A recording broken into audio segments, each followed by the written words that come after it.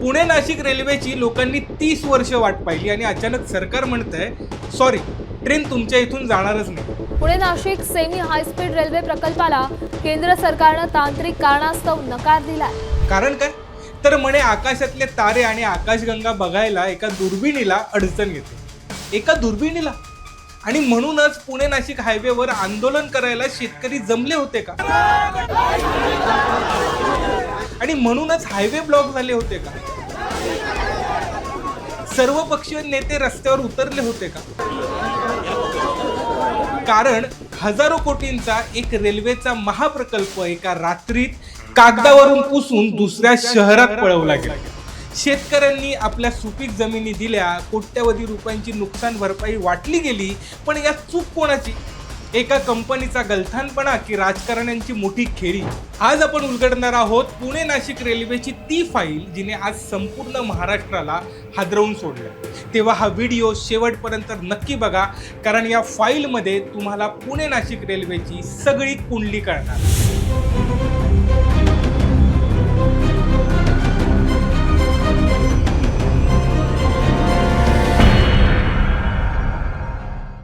गोष्ट सुरू होते शिरूरचे माजी खासदार शिवाजीराव आढळराव पाटील यांच्या एका स्वप्नापासून.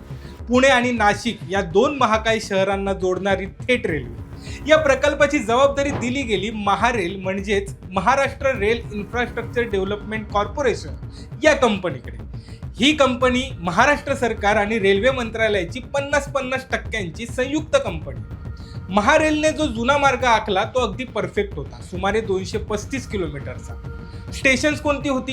पुणे, चाकण, खेड, मनसर, नारायणगाव, आळेफाटा, संगमनेर, सिन्नर आणि नाशिक. विचार करा, चाकण आणि सिन्नर सारख्या MIDC मधला माल आणि संगमनेर नारायणगावचा शेतमाल अवघ्या 2 तासात पुण्यात आणि तिथून बंदरावर पोहोचणार होता. यामुळं स्थानिक शेतकऱ्यांच्या आणि व्यापाऱ्यांच्या उत्पन्नात मोठी वाढ देखील झाली असती. नाशिक आणि पुणे थेट जोडलं गेल्यानं उत्तर महाराष्ट्रातील तरुणांना पुण्यात येऊन नोकरी करणं आणि रोज अपडाऊन करणं अधिक सोयीचं झालं असतं. भूसंपादन सुरू झालं, शेतकऱ्यांच्या खात्यात कोट्यवधी रुपये जमा झाले, पण खरी माशी शिंकली कुठे? इतका मोठा 16,000 कोटींचा प्रकल्प बनवताना महारेल कंपनीकडून एक ऐतिहासिक आणि भयंकर चूक झाली.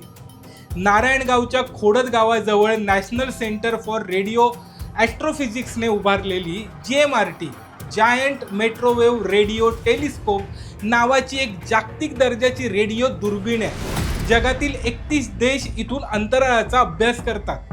महारेलने जो रेल्वेचा ट्रॅक आखला तो या दुर्बिणीच्या अगदी नाकाखालून म्हणजेच रेडिओ शांतता क्षेत्रातून जात होता.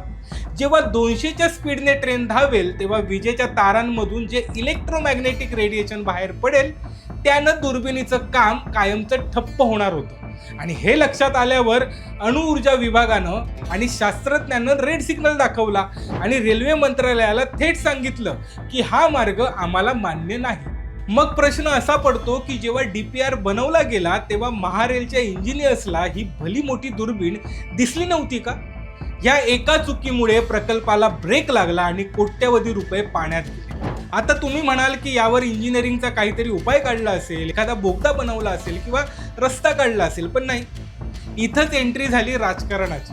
कारण काही दिवसांपूर्वी केंद्रीय रेल्वे मंत्री अश्विनी वैष्णव पुण्यात आले आणि त्यांनी थेट घोषणा केली की जुना मार्ग तांत्रिकदृष्ट्या अशक्य, त्यामुळे आम्ही नवीन मार्ग DPR फायनल केला आहे.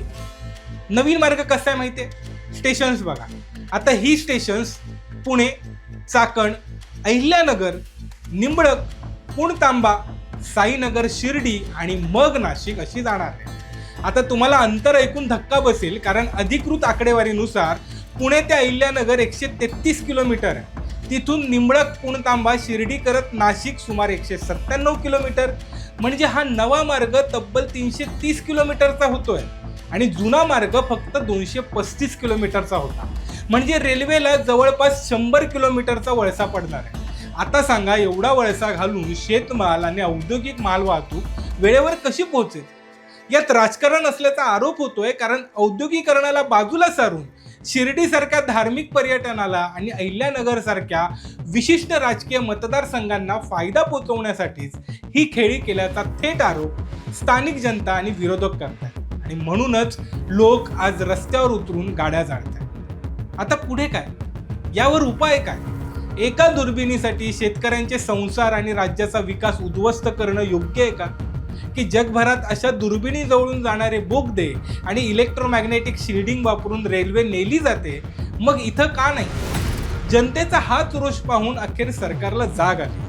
त्यांनी आता ज्येष्ठ अणुशास्त्रज्ञ डॉक्टर अनिल काकोडकर यांच्या अध्यक्षतेखाली आणि रेल्वे बोर्डाच्या अधिकाऱ्यांची एक तज्ज्ञ समिती नेमली. आता ही समिती अभ्यास करेल की दुर्बिणीलाही त्रास होणार आहे की जुना मार्ग बदलावा लागणार आहे, असा काही इंजिनिअरिंग उपाय निघू शकतो का, आणि जर उपाय निघाला तर शेतकऱ्यांच्या जमिनी वाचतील.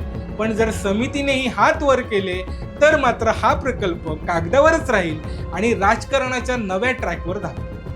मित्रांनो, ही होती पुणे नाशिक रेल्वेची सत्य परिस्थिती. एका बाजूला जागतिक दर्जाचं विज्ञान आहे आणि दुसऱ्या बाजूला लाखो शेतकऱ्यांचा आणि राज्याचा औद्योगिक विकास. तुम्हाला काय वाटतं? यात महारेल कंपनीची मोठी चूक आहे का, की राजकारण्यांनी जाणीवपूर्वक हा प्रकल्प आपल्या मतदारसंघात पळवलाय? जुना थेट मार्ग योग्य होता की नवीन शिर्डीचा मार्ग बरोबर आहे? तुमचं मत कमेंटमध्ये नक्की सांगा. आणि ही फाईल जर तुम्हाला महत्त्वपूर्ण वाटली असेल तर आत्ताच व्हायरल करा, तुमच्या सगळ्या ग्रुपवर शेअर करा आणि आमच्या व्हायरल कारभारला सबस्क्राईब करायला विसरू नका. भेटूया पुढच्या व्हिडिओमध्ये. जय महाराष्ट्र.